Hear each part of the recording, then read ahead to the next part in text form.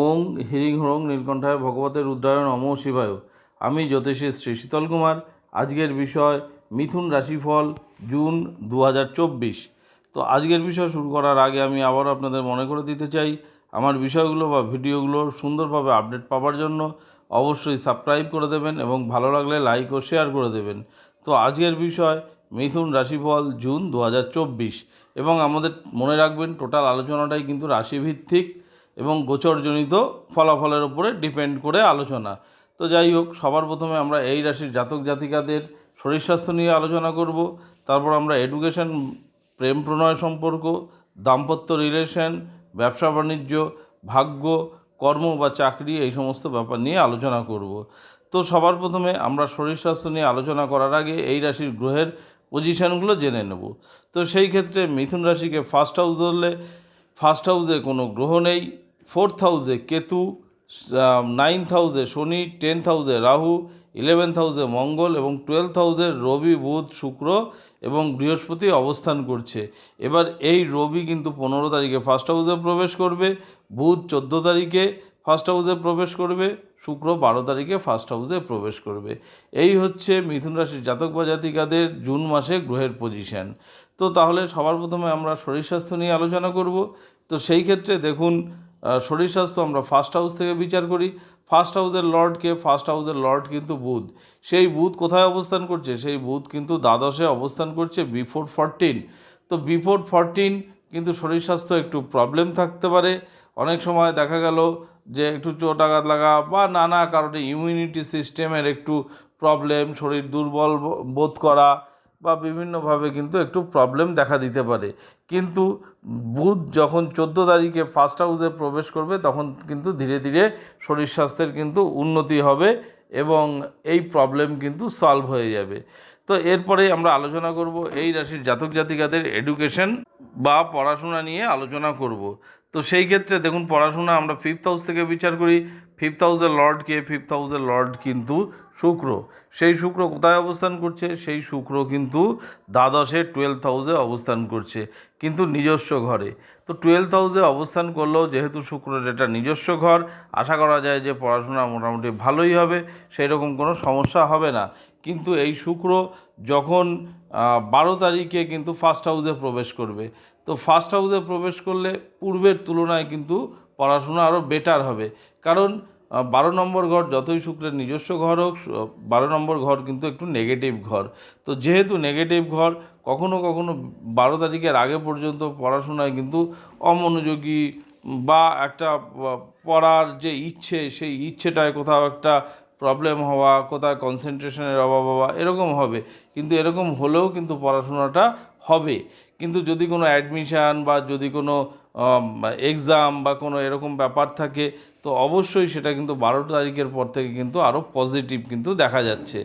আর যারা মাধ্যমিক লেভেল পর্যন্ত পড়াশোনা করছেন তাদেরও পড়াশোনা হবে, কারণ সেটা হবে 14 তারিখের পর থেকে বেশি ভালো হবে। কারণ ফোর্থ হাউসে কেতু অবস্থান করছে এবং ফোর্থ হাউসের লর্ড বুধ দ্বাদশে অবস্থান করছে।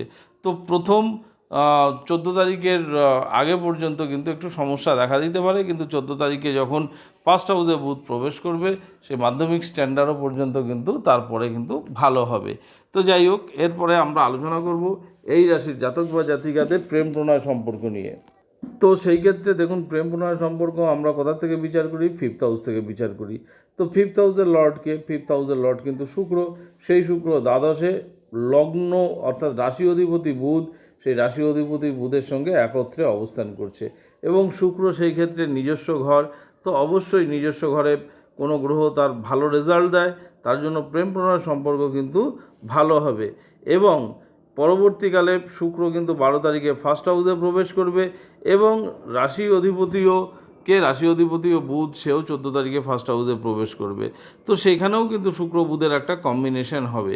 তো যেহেতু শুক্র বুধের কম্বিনেশন হবে, মিত্র গ্রহ, তো অতএব প্রেমের মধ্যে কিন্তু এই আগামী জুন মাসে কিন্তু যথেষ্ট আন্ডারস্ট্যান্ডিং বা বন্ডিং ভালো হবে এবং রিলেশনও কিন্তু একের মধ্যে একে অপরের সাথে রোমান্টিকতাও ভালো থাকবে। ওভারঅল প্রেমের সম্পর্ক কিন্তু জুন মাসে ভালো থাকবে। এরপরে আমরা এই রাশির জাতক বা জাতিকাদের দাম্পত্য রিলেশন নিয়ে আলোচনা করব। সেই ক্ষেত্রে দাম্পত্য রিলেশন আমরা 7th হাউস থেকে বিচার করি। 7th হাউসের লর্ডকে 7th হাউসের লর্ড কিন্তু বৃহস্পতি, সেই বৃহস্পতি কিন্তু দ্বাদশে অবস্থান করছে। তো দ্বাদশে যখন অবস্থান করছে তখন কিন্তু একটু দাম্পত্য রিলেশনে কিন্তু সমস্যা দেখা দিতে পারে। হ্যাঁ, কারণ কোথাও একটা আন্ডারস্ট্যান্ডিং বা বন্ডিংয়ের অভাব, অযথা একটু তর্ক বিতর্ক হতে পারে। আবার কখনো কখনো আপনার যে অপোজিট পার্টনার, সেই অপোজিট পার্টনারের কিন্তু হেলথ ইস্যু হতে পারে, অর্থাৎ বিভিন্ন কারণে কিন্তু শারীরিক সমস্যা কিন্তু দেখা দিতে পারে। তথাপি দেখা দিলেও আপনারা কিন্তু একত্রে দূরে কোথাও কিন্তু আপনারা ভ্রমণ করতেও যেতে পারেন, কারণ সেই ভ্রমণের যোগটাও কিন্তু তৈরি হয়েছে। তো যাই হোক, এরপরে আমরা আলোচনা করব এই রাশির জাতক বা জাতিকাদের ব্যবসা বাণিজ্য নিয়ে। তো ব্যবসা বাণিজ্য কারক গ্রহকে, ব্যবসা বাণিজ্য কারক আমরা 7th হাউস থেকে বিচার করি। তো 7th হাউসের লর্ডকে, 7th হাউসের লর্ড বৃহস্পতি, সে দ্বাদশে রয়েছে। তো দ্বাদশ হচ্ছে নেগেটিভ ঘর, দ্বাদশ হচ্ছে ব্যয়ের ঘর। তো যেহেতু ব্যবসা বাণিজ্য কারক গ্রহ রয়েছে 12th হাউসে, তো আপনি ব্যবসার জন্য হয়তো দূরবর্তী স্থানে কিন্তু আপনি যেতে পারেন, কারণ 12 ঘর থেকে কিন্তু দূরবর্তী স্থানও বিচার করা হয়। তো ব্যবসার জন্য আপনি দূরবর্তী স্থানে যেতে পারেন, কিন্তু ব্যবসার আপনার ইনকাম হলেও খরচা কিন্তু বৃদ্ধি পাবে, অর্থাৎ আপনার আয় যা হবে তার থেকে কিন্তু বেশি খরচা হওয়ার একটা সম্ভাবনা আছে। তার সঙ্গে ইন জেনারেল ব্যবসা বাণিজ্যকারক গ্রহকে, ইন জেনারেল ব্যবসা বাণিজ্যকারক গ্রহ বুধ, সেই বুধ কিন্তু 14 তারিখের আগে পর্যন্ত দ্বাদশেই রয়েছে। তো অর্থাৎ প্রথম 14 তারিখের আগে পর্যন্ত কিন্তু ব্যবসা বাণিজ্যে বা ডেলি ইনকামে কিন্তু একটু সমস্যা হতে পারে, কিন্তু 14 তারিখের পরে কিন্তু আপনার ব্যবসা বাণিজ্যের গ্রোথ দেখা যাবে। তবে ব্যবসা বাণিজ্যের গ্রোথ দেখা গেলেও এই ক্ষেত্রে আমি বলবো একটু বুঝে শুনে আপনারা ইনভেস্ট করবেন, কারণ দ্বাদশে কিন্তু প্রচুর আর্থিক খরচা করায়। যদিও বা ভাগ্যকারক গ্রহ হচ্ছে শনি, 9th হাউসের লর্ড শনি 9th হাউসেই অবস্থান করছে। ভাগ্য আপনাকে সাথ দেবে, কারণ শনি নিজস্ব ঘরে সবসময় ভালো ফল দেয়। তো সেই কারণে ভাগ্য আপনাকে সাথ দেবে, কিন্তু ভাগ্য সাথ দিলেও যেহেতু ব্যবসা বাণিজ্যকারক গ্রহ দ্বাদশে অবস্থান করছে, সেই কারণে ভাগ্য রিলেটেড ব্যাপারে একটু বাদ দিলে আপনার কিন্তু ব্যবসা বাণিজ্যটা বড় ইনভেস্ট না করাই ভালো। তবে ভাগ্য কিন্তু বিভিন্ন সময়ে কিন্তু আপনাকে সাথ দেবে। তো এরপরে আমরা আলোচনা করব কর্ম বা চাকরি বাকরির ব্যাপারটা। তো সেই ক্ষেত্রে দেখুন, চাকরি বাকরি কারক গ্রহকে আমরা 10th হাউস থেকে চাকরি বিচার করি। সেই 10th হাউসের লর্ড কিন্তু বৃহস্পতি, সেই বৃহস্পতি কিন্তু 12 নম্বর ঘরে অবস্থিত, অর্থাৎ দ্বাদশে অবস্থান করছে। কর্মকারক গ্রহ দ্বাদশে অবস্থান করার অর্থ হচ্ছে কর্মে প্রেশার বৃদ্ধি পাওয়া, অর্থাৎ কর্মে, এবং তার সঙ্গে কর্মস্থানে কিন্তু রাহু অবস্থান করছে। তো রাহু অবস্থান করার জন্য কর্মস্থানেও নানা রকমভাবে প্রেশার তৈরি করবে। আপনার কলিগদের মধ্যে, আপনার বসেদের সাথে নানা রকমভাবে মতভেদ কিন্তু তৈরি হতে পারে, কখনো কখনো তর্ক বিতর্ক এই ধরনের ব্যাপারগুলোও হতে পারে। এবং অনেকের যারা ট্রান্সফারেবল জব, সেই ক্ষেত্রে কিন্তু তাদের ট্রান্সফারেরও কিন্তু যোগ তৈরি হয়েছে। তবে আমি বলবো যে জুন মাসে অবশ্যই আপনারা কর্মস্থানে কিন্তু একটু সতর্কতা অবলম্বন করবেন। অবশ্যই কারোর সাথে অযথা তর্ক বিতর্কে জড়াতে যাবেন না, তাহলে কিন্তু একটু সমস্যা দেখা দিতে পারে। তবে যেহেতু এই মাসে বুধ গ্রহ, অর্থাৎ রাশি অধিপতি যেমন বুধ, সেই বুধ গ্রহ যেহেতু দ্বাদশে থাকবে, অবশ্যই আমি বলবো কিন্তু বুধের বীজ মন্ত্র আপনারা জপ করতে পারেন। বুধের বীজ মন্ত্র জপ করলে যথেষ্ট সুফল আপনারা পাবেন। সেই সঙ্গে আপনারা কিন্তু অবশ্যই বৃহস্পতিরও বীজ মন্ত্র জপ করতে পারেন। তো বুধ এবং বৃহস্পতি প্রতিদিন 108 বার করে যদি এই মন্ত্র জপ করতে পারেন, তাহলে কিন্তু যথেষ্ট সুফল পাওয়ার সম্ভাবনা আছে। তো যাই হোক, এটা বেসিক্যালি গোচরজনিত ফলাফল, কারণ প্রচুর লোকের এই সেম রাশি থাকে।